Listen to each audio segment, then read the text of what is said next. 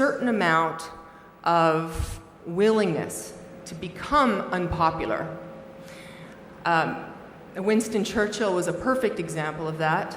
He wasn't popular when he initially made the claims that he originally made about where ultimately what we now recognize as World War II was headed. But he was willing to say those things in light of full-on mockery, the fact that nobody believed him. But he said, look, I'm a leader, I don't care what you think. This is the reality, and I'm sticking to it. And he ultimately turned out to be right, and people like Neville Chamberlain were wrong. But that takes a certain willingness and a certain thick skin.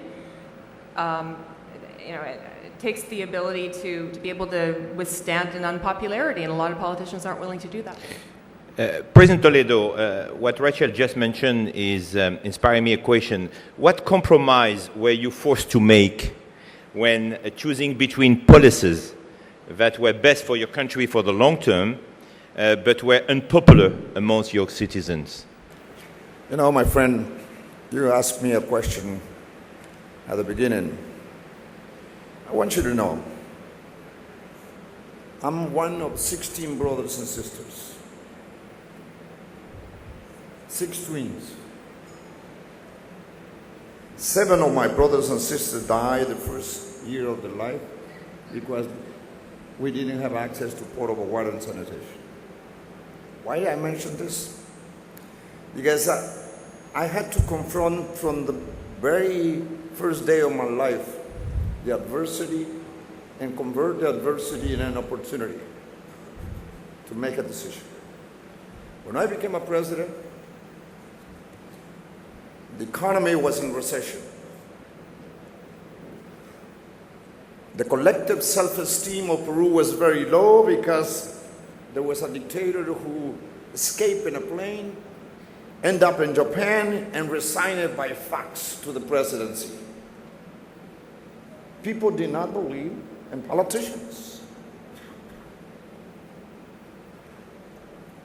I decided to stick by what I thought it was right beyond my own term as a president. And I have no problem to confess publicly, because it is on Google. There was a moment in my presidency which I reached 8% acceptance of my popularity. I dropped to 8%, but I decided to stick and not make any concession to put the house in order economically. I wasn't ready to open up the pocket of the World Bank or the central bank to use the money to play with popularity. I led my country to grow at 8% for 5 consecutive years. Now there are 10, 11%, 11 years growing at an 8% average rate. And when I concluded my presidency, I went from 8% popularity to 67% popularity. I don't make concessions. There are tough decisions, and that's the leadership that the world is looking for now.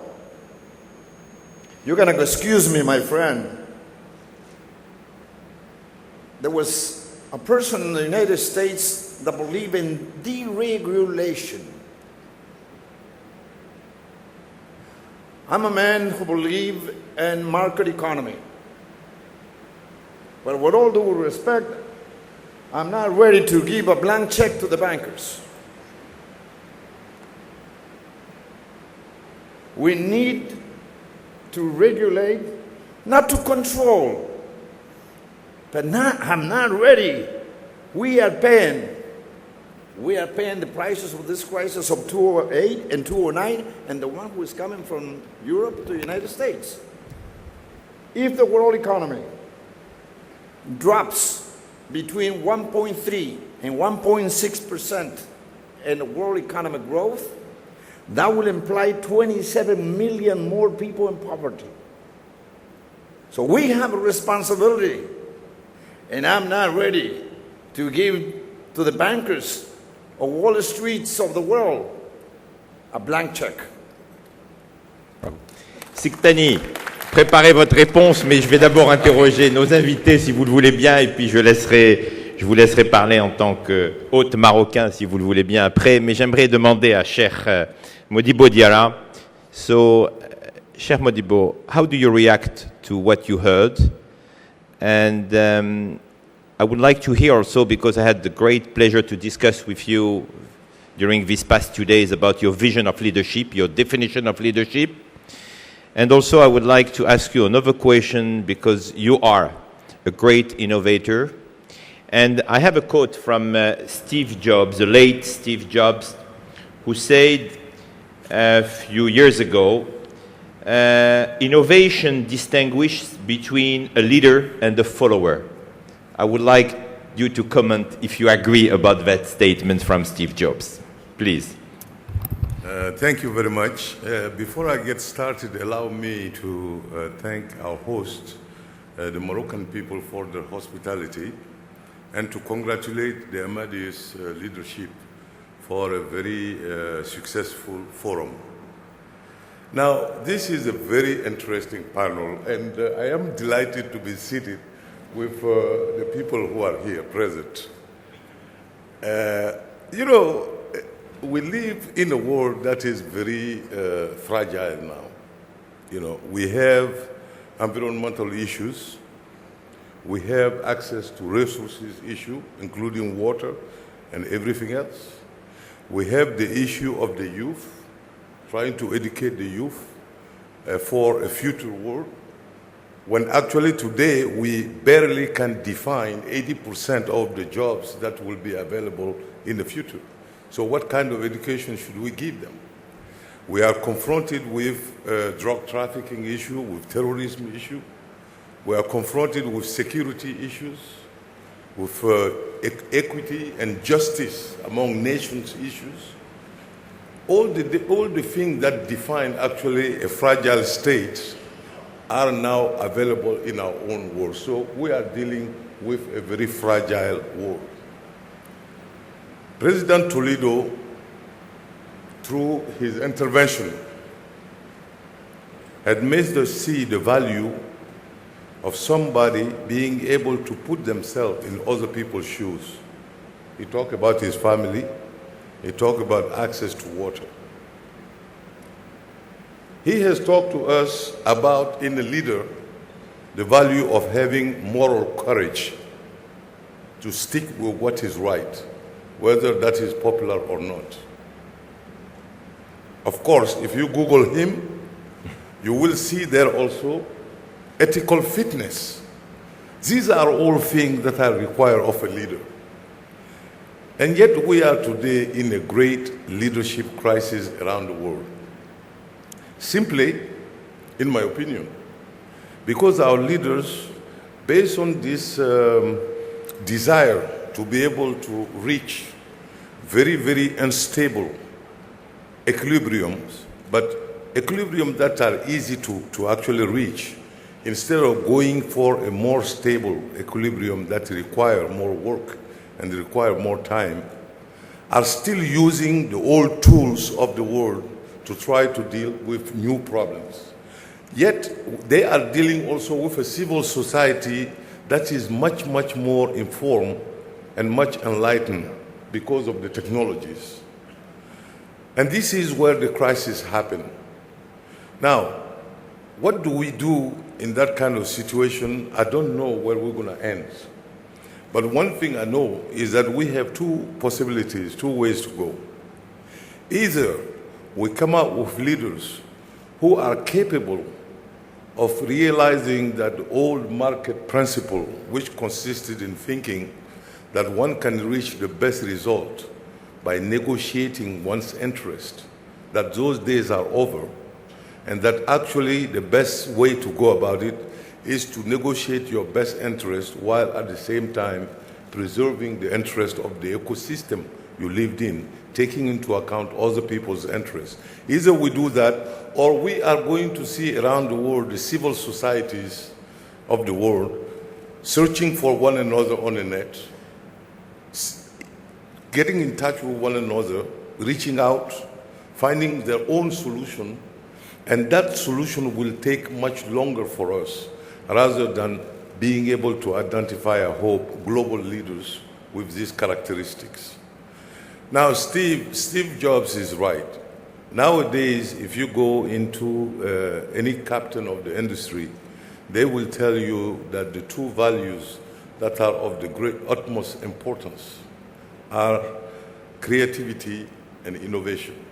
Those are the only things that have sure value to them, to their core values. And somebody who innovates, of course, got to be a leader, because innovation itself entails being able to listen and to anticipate what will be the need of people, being able to anticipate what will be the facilities, the infrastructures that are available, and then based on that, innovating to make people's lives always better. So because of those characteristics, he is absolutely right. You know, the leader, the innovator is always the leader. All the other people are just followers. I agree. Thank you. Pleasure. Siktani, comment vous réagissez aux commentaires du président Toledo et de son Excellence le gouverneur sur les chèques en blanc à ne plus écrire aux banques et au procès qu'on fait aux banques en ce moment? Tout à fait. Donc, je tiens à aller dans le sens des propos de son Excellence le président Toledo, en dépit du fait que je suis un banquier, mais du fait que je suis un banquier du Sud. Et un ingénieur, je crois, voilà, en plus. Et un ingénieur de formation, donc j'irai dans le sens de ses propos en disant que, partant d'un certain nombre de constats fondamentaux, aujourd'hui, je crois, il est admis qu'une nation aussi puissante qu'elle soit ne peut donner le cap sur un plan politique au niveau mondial, et elle n'a pas la capacité de sauver le monde. Donc ça devient une affaire collective. Deuxième constat fondamental, c'est qu'on est en train d'approcher la crise actuelle avec les mêmes remèdes qui ont régi les crises de 1994, Mexique, 1997, Asie du Sud-Est, et avec les mêmes institutions qui ont été construites il y a 60 ans pour des problématiques d'il y a 60 ans, alors que le monde a connu une métamorphose totale. Et troisième constat fondamental, c'est qu'on est dans une équation à fort déséquilibre. D'un côté le nord, de l'autre côté le sud. Mais ce qu'on constate, c'est que même au nord, il y a un petit sud qui commence à se développer. Dans chaque pays du nord, il y a un sud qui est en train de se générer et qui fait qu'aujourd'hui, il y a des indignés partout, que ce soit dans le nord ou dans le sud. Et je veux me référer à une métaphore du président malien, étaient, lors d'un sommet international, qui a dit « Nous, en Afrique, nous semons les graines de coton, mais nous récoltons les déficits. » Cette métaphore est extrêmement parlante parce qu'elle met en évidence qu'il y a réellement une problématique de leadership. Parce qu'on est en train, c'est comme quelqu'un qui est assommé sur un ring de boxe, et pour reprendre ses esprits, il essaie par tous les moyens de convaincre l'arbitre qu'il peut reprendre sa compétition. C'est ce que nous vivons aujourd'hui. Quand on voit les réunions à l'échelon international, au niveau de tous les outils, des instruments, des institutions de gouvernance mondiale, c'est qu'on est dans le conjoncturel et non pas dans le stratégique. Et c'est ce qui fait la différence entre un opérationnel et un leader stratège qui, lui, se dote d'une vision à très long terme et qui dessine le cap et qui permet de tracer le sillon pour solutionner un certain nombre de problèmes fondamentaux. Et c'est là où je me dis que tant qu'on est piégé dans les paradigmes qui ont fait que nous vivons la crise actuelle, parce que la crise actuelle, on l'a toujours oublié, elle est essentiellement d'ordre moral, parce que c'est le comportement immoral, irresponsable, qui ont fait que l'économie virtuelle, à un certain instant, a représenté plus de 60 fois l'économie réelle. Donc il y a un décrochage monstre entre l'économie réelle, la production réelle, la valeur ajoutée planétaire, et cette sphère financière qui a permis, et c'est ça l'économie réelle, c'est ces pluies bienfaitrices qui sont les bienvenues, et qui ont fait qu'aujourd'hui, cette sphère financière internationale qui a mis des millions et des millions de gens, tant au niveau du nord qu'au niveau du sud, des domiciles, des sans domicile fixe, des pauvres, des marginalisés, des chômeurs. Donc ça interpelle. Et ça interpelle le leadership potentiel au niveau planétaire. Et je crois, là aussi, il faut qu'on sorte du dogme que le leadership aujourd'hui, ce n'est pas un homme, c'est peut-être une collectivité de conscience. Et c'est ça ce qui m'interpelle. Et moi aussi, je suis outré par un certain nombre de comportements de banquiers animés par le gain facile, le gain spéculatif sur des instruments financiers qui ne veulent rien dire, qui ne répondent à aucun besoin immédiat des populations et qui engrangent des stock options, qui engrangent des primes monstrueuses alors qu'il y a des millions, si ce n'est des milliards d'affamés au niveau de la planète.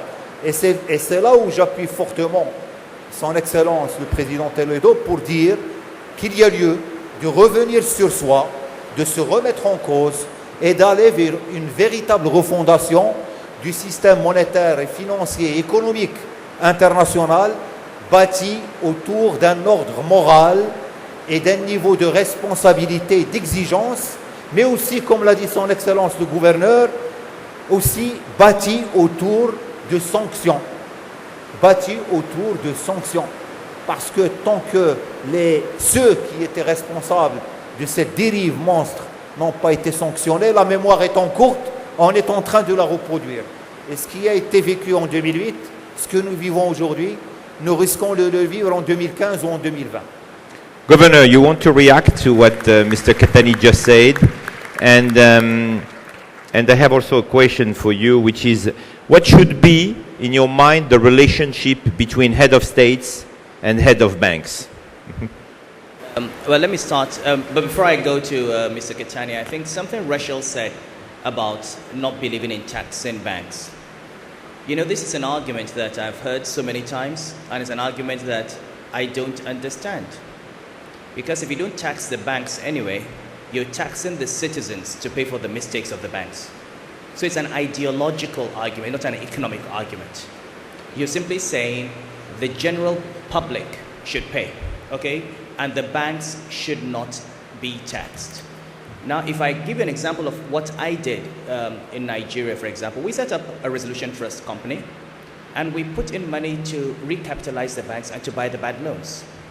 But then we set up a fund, and every bank is going to pay every year a tax into that fund, and it is that tax that will pay for the cost of the bailout. So the Nigerian banking industry collectively will pay 70% of the cost of cleaning up the industry. We also discovered that individual bankers benefited and profited from the crisis. Now, we took one of the most powerful bank CEOs in the country, removed her from office, and put her in jail. And do you know what? We've recovered 200 pieces of real estate in Dubai that she bought. Real estate in the United States, real estate in South Africa. That's been recovered. Now, I have not even seen the beginning of an investigation in Europe. Nobody is even asking, the question is not even being asked. Very true. And that's a problem. Now, when leaders are afraid of asking questions, they will never find solutions. Okay, that's now, and I can't agree more with Mr. Katani. The complete disconnect between the banking system and the real economy is a problem. I mean, the banks have been gathering savings, and the savings have not been going into income creation, they've been going into income redistribution, speculation on the capital market, speculation on the properties market. And all that matters is short-term profitability at the expense of of depositors' funds. And until that is addressed, we're not going to get out from this boom-bust cycles. Now, the other question on the relationship between heads of banks and leaders, personally, I think that the relationship between the private sector and the public sector, especially in the so-called, in the modern democracies, has become too tight. And I think what has happened is the leaders have lost sense of where their primary responsibility is. It's very difficult for a man sitting in White House right now to listen to anybody other than Wall Street. I mean, they contribute to the campaigns, they are the lobby groups, they finance the senators, they finance the congressmen, they make the laws, and it's extremely difficult for the political leaders to get away from that. Now, what we need to do is have a situation where leaders actually recognize that their responsibility is to the majority of people who vote for them, and that very often the interests of those people in Wall Street is antithetical to the interests of the man on Main Street. It's true of the United States, it's true of Nigeria, it's true everywhere. We have very rich, powerful businessmen who are basically rent seekers, who profit from corruption, from money laundering, and who have a strong influence on government. And we've got to break away that bond. It's not just the banks, it's capital in general. Rachel, I think you wanted to comment, and I would like also to ask you a question. If you think that leadership means the same for men as it is for women. Which one do you want me to answer first? Either one? You choose. Okay, I'll actually address the point about that you were just making about governments the bank should be required to serve. The bank should be required to serve the people and not the government. I think sometimes it's hard to divorce those two things in practice because governments often behave in a way that they know will get them more votes. So they're thinking that by acting a certain way vis-a-vis the banks that it'll be popular with the people, like what happened in the United States. And one of the primary reasons why there's a crisis right now and a credit crisis in the United States and why the housing market in the United States collapsed is because during the Clinton administration, he was trying to pander for votes among the population, especially among lower or middle income people who normally, under previous rules, could not afford to get a mortgage to buy a new house. They wanted to get a house, they might have been renting because they couldn't yet afford to feasibly buy a house, or they couldn't afford to get a mortgage. But he thought, look, if there's a way to make it easier for people to get a mortgage and to force the banks to give them mortgages, then obviously we can say that we increased home ownership under the Clinton administration, and we will get more votes. So that's what he did through Fannie Mae, Freddie Mac, other institutions that basically forced banks to give loans to people who couldn't afford, or for all intents and purposes, could not afford to buy a house. So these people were getting mortgages because the law had changed under the Clinton administration. They couldn't pay back these loans. Suddenly you have the banks absorbing the debt, doing a bunch of shuffling to figure out how they're going to pay for that. And everybody gets into this habit. Meanwhile, the population 10 years later is in the habit of buying on credit. And, because they already have a house they can't afford. So this is the kind of trend that we've seen since the mid-90s that has been encouraged by politicians, not necessarily because they care about their friends who are bankers, but because they know that to pander to the electorate, to give to the electorate, they have to make deals with the banks, and that's ultimately what happens. So I'm not again sure that banks are necessarily in a cozy relationship with politicians strictly for the sake of that relationship. Okay. Second point: do women? Very short. Yeah, answer. Sure. The women in leadership. I don't really see women as being a different type of human being, really, especially when it comes to roles of leadership. I think women generally at that level like to see less battle of egos, a little more seriousness, for example. But sorry to interrupt. Sure. In China, 19% of the CEO are women, when you have only 9% in the European Union and 5% in North America. How do you explain that? Quotas, control. In China, we're often dealing with a system where it's who you know, so maybe they're women who know people. In a democracy, it's a lot harder for women to be taken seriously in politics. I don't think it's false to say that, because it still very much is a man's world.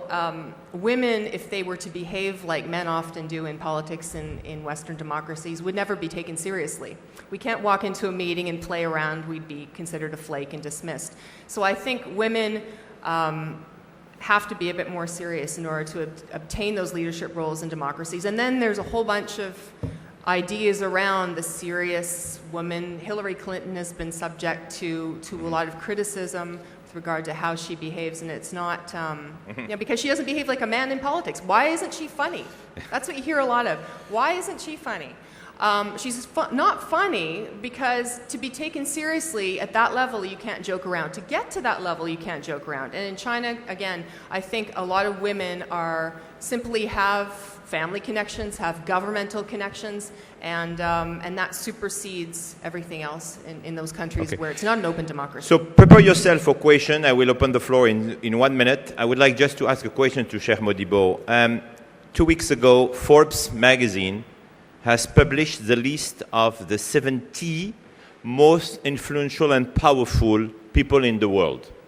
No one is an African.